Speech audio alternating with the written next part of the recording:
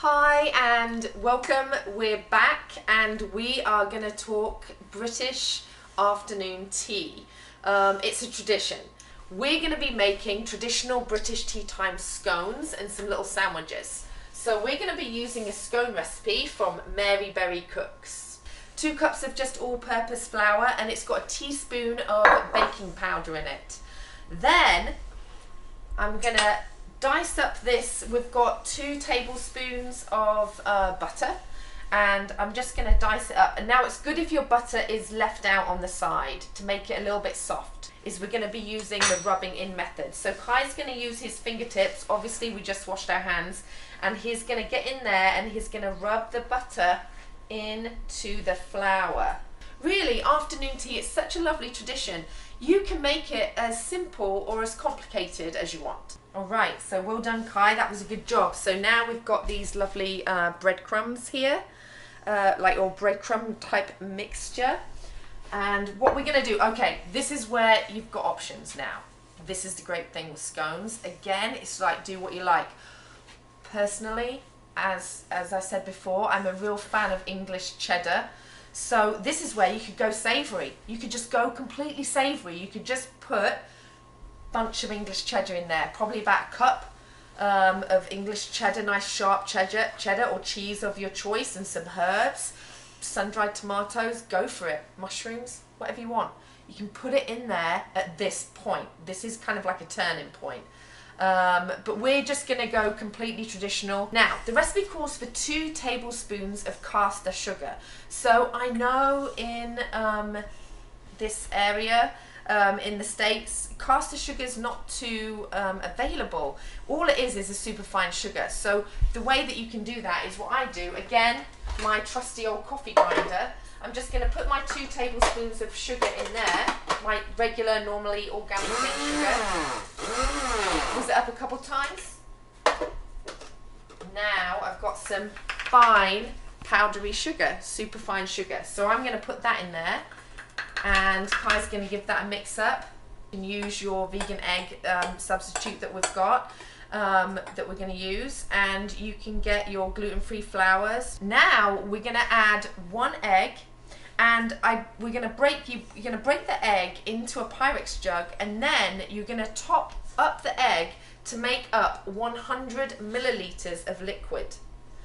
And so again, let's talk about substitutions, because if you're gluten-free, just use the gluten-free flour options. There's loads out there nowadays, so just use one of those like one-on-one mixes, and then you can use a sugar of your choice, of course.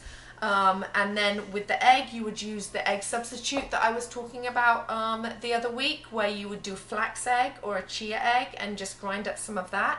And then a milk of your choice. You could use almond milk or coconut milk, whatever milk you want. But in this occasion, as you know, my family, we go all in. We're doing the egg, we're doing the milk, we're doing the sugar, we're doing the gluten flour. So it's really simple. What we're going to do now, so I'm just going to make a little well in the middle, and we're going to gradually add this mixture, and you're just going to mix it in. All right. So now we incorporated mixed the liquid into the flour and sugar. So now all we're going to do, we don't need a rolling pin or anything. We're just going to kind of push the mixture out into, so it's a little bit like, I don't know, like an inch thick. And we're just gonna cut it out from there.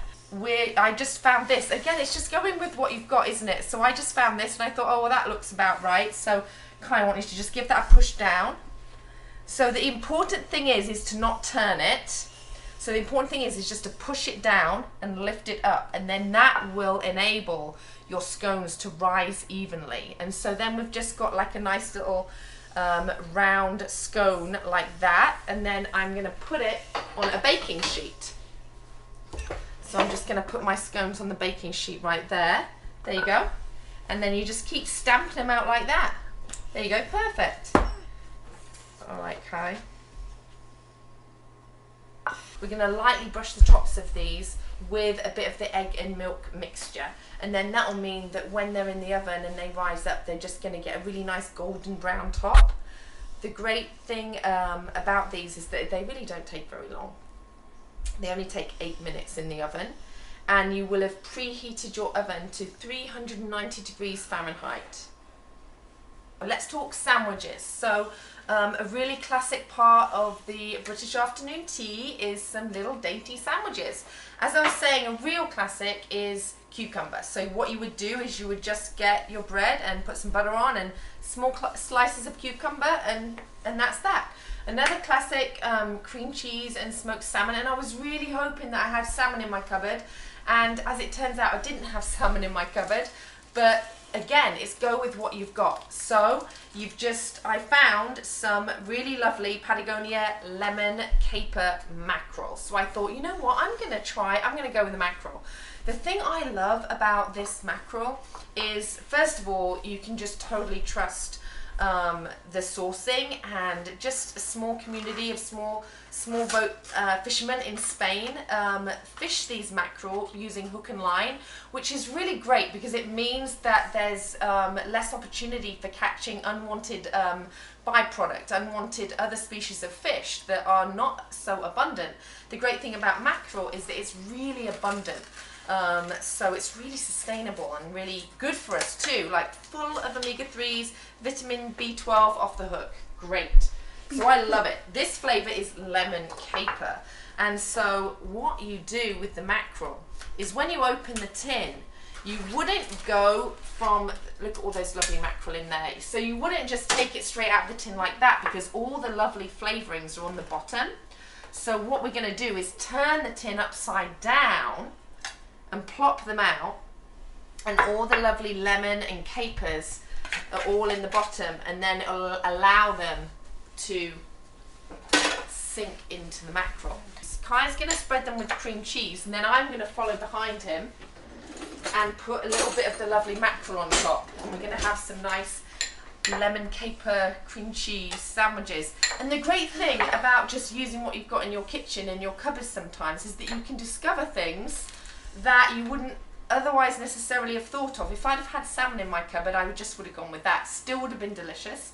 But now we're potentially discovering a new favourite sandwich. Who knows? The great thing about this mackerel though is that I like it just mixed over my salad. What I do is I get a bowl of salad, some spinach, some baby greens, baby chard, some romaine, and then I just put the can on top of the salad and just flake it all in, and it's so delicious because it's basically got a ready-made dressing with the olive oil and the capers. The great thing I like about this mackerel is it's so meaty and lovely. But like I said before, we're going for dainty here. We're not going for huge, great hunking sandwiches. We're just going for dainty bites. That's what we do. And then the other crucial bit about afternoon tea sandwiches is that you cut off the crusts of the sandwich. Again, just making them dainty. And they should be like melt in your mouth sandwiches. They shouldn't be like, ladies don't want to be chewing crusts, do they? I mean, it's not very becoming. So we're going to cut off the crusts, but do not despair. These crusts are not going to be wasted. No. I am going to save these crusts, and I'm going to make some nice croutons for my salad. And I'm going to cut the sandwiches into fingers. See? Nice little finger sandwiches there. And they're just much more appealing, aren't they? If you're a lady and you're sitting there, you're like, oh, thank you, I'll have a nice little dainty sandwich to go with my dainty outfit. You could make a variety of fillings, and again, go with what you like. I mean, it's just do what you want really, as long as they're dainty little ones, because otherwise then it's not afternoon tea, is it? So there, we've got some nice little sandwiches. Alright, go on Kai, do you want to eat one? Tell me how it is. Tell me how our experiment is. Alright, so just taking these out of the oven. They're nicely browned, and so there is nothing, let me tell you, there is nothing like a fresh scone hot out of the oven with some really nice fresh whipped cream and jam on them. So if you can time it right, I would time it to take your scones out of the oven and then serve them to your guests. But we will wait for 5 minutes to let them cool. And a good activity to do while you're waiting for them cool is to shake up the cream. Nice hot scone. Right, and so look, see that steam coming off, and that's lovely. It's going to be lovely, melt in your mouth. Irresistible. Okay, I'm going to put a dollop of jam. So we're just going to scoop this bit of cream out and put that on there. And then we've got a really nice jam, really nice scone with some nice jam and cream. So we're just going to do another one. Okay, so here we have the setup.